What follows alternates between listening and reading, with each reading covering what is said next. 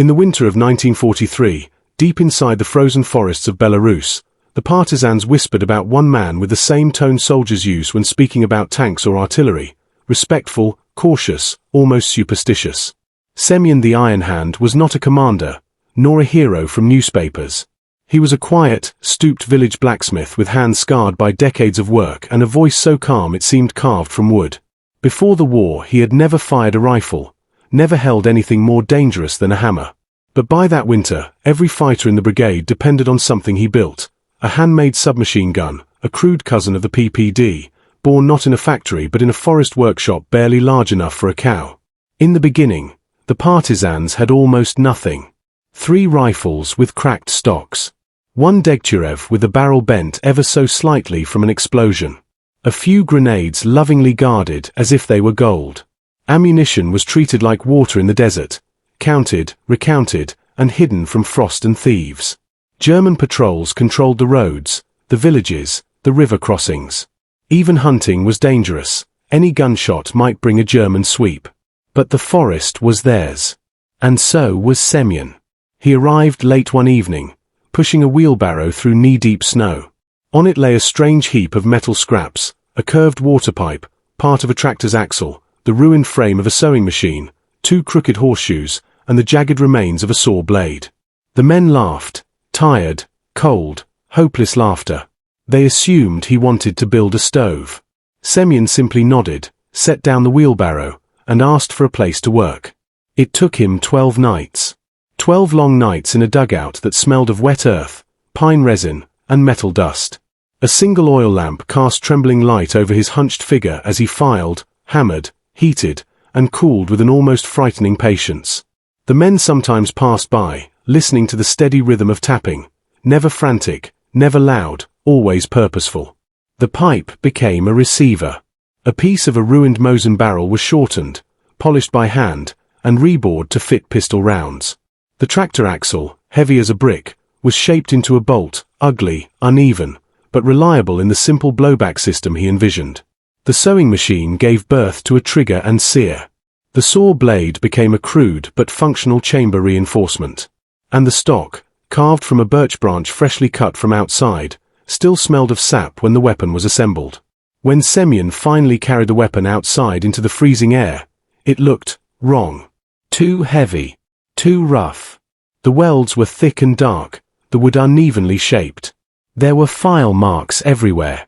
It looked like something a desperate child might draw, then erase, then draw again. Yet no one smiled now. It was the first automatic weapon their brigade had seen in months, and in war, beauty meant nothing if a thing could kill. Semyon inserted a salvaged German magazine. He pulled the bolt with a dry metallic clack. When he squeezed the trigger, the gun spat a violent burst of fire, bright yellow against the snow. The sound rolled through the forest like someone hammering on a steel door. Some fighters flinched, others stared with wide eyes. The partisans never laughed again. Word spread quickly. Fighters from neighboring detachments walked for hours just to see the weapon, to touch it, to hear the story of the village blacksmith who forged a submachine gun out of trash and determination. Within weeks, the gun earned a name, the Forest PPD star. It jammed less often than real factory-made guns. It tolerated snow, mud, and terrible ammunition. Its roar during ambushes made German patrols believe they were under attack by an entire platoon. Once, during an ambush on the narrow path near the Black Bog, a patrol from the 36th Security Battalion walked straight into a tripwire flare. Blinding light filled the trees. The Germans froze, their boots sinking into the snow. And then, before any of them could shout a command, they heard it, the angry, uneven thunder of Semyon's creation. The forest echoed with a sound that seemed far too big for one man. The patrol panicked instantly. Some fired blindly. Others ran into the dark trees and were swallowed by them. The partisans were gone before the last shell casing hit the snow. By spring, Semyon had built 3 more guns. By summer, 6. Each one different.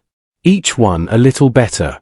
He experimented constantly, different bolt weights, homemade springs cut from broken beds, barrels sleeved with scavenged steel tubing.